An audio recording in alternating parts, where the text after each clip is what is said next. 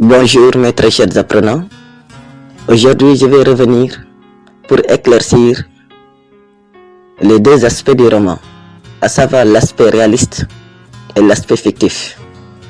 Je vais essayer de vous montrer la complémentarité qui existe entre le réalisme et la fiction. On ne peut pas parler de roman sans réalisme. On ne peut pas parler de roman sans fiction. Le roman est une œuvre de fiction, mais qui cherche avant tout la vraisemblance.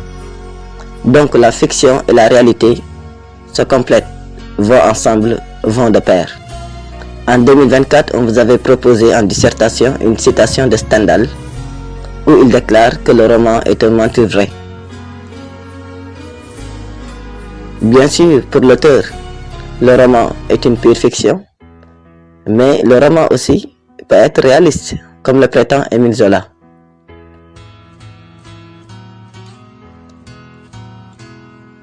On ne peut pas parler du roman sans parler de fiction et de réalité. Le roman est un genre littéraire complexe qui oscille entre deux pôles fondamentaux, la réalité et la fiction. Deux dimensions qui, bien qu'apparemment opposées, coexistent et interagissent pour former une narration captivante et riche de sens. D'une part, la réalité dans le roman repose sur l'ancrage de l'intrigue dans un contexte reconnaissable. Les descriptions précises des lieux, des époques, des événements historiques ou sociaux, ainsi que les comportements des personnages qui reflètent les réalités humaines, économiques, psychologiques ou politiques de leur temps.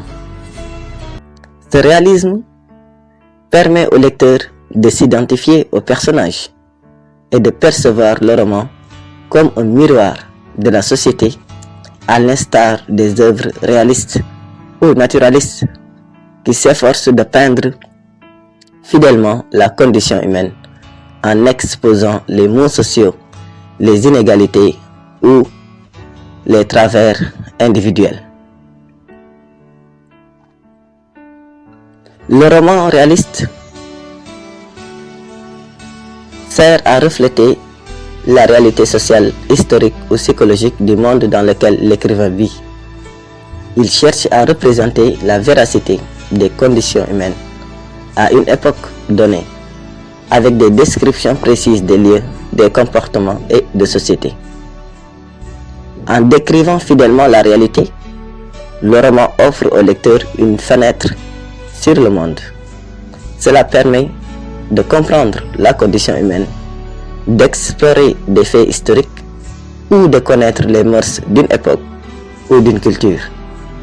Par exemple, Germinal d'Émile Zola est un roman réaliste qui décrit de manière précise et poignante la condition des mineurs dans le nord de la France au XIXe siècle.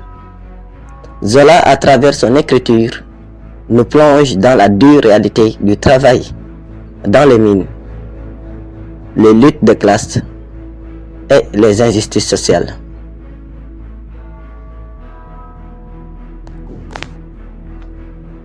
Cependant, d'autre part, le roman n'est jamais totalement prisonnier de la réalité, car il repose aussi sur la fiction, cet espace de création libre où l'auteur peut inventer des mondes, des situations ou des personnages extraordinaires qui échappent aux lois ordinaires du réel.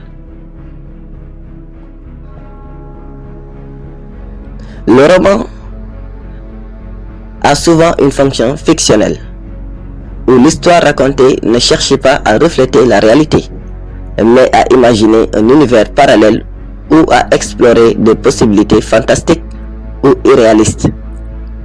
La fiction permet de construire des mondes nouveaux, d'explorer des idées qui n'existent pas dans la réalité. La fonction fictionnelle du roman permet à l'écrivain de libérer sa créativité, d'inventer des mondes, des personnages et des situations qui ne sont pas limitées par les contraintes de la réalité. Cette fonction fictionnelle permet également de développer des idées philosophiques, ou des scénarios qui n'auraient pas lieu dans le monde réel. Par exemple, 1984 de George Orwell est un excellent exemple de roman de fiction qui, bien que se déroulant dans un futur imaginaire, explore des thèmes comme le totalitarisme, la surveillance de l'État et la liberté individuelle. Ce roman est fictif, mais il soulève des questions pertinentes et intemporelles sur la société et la politique.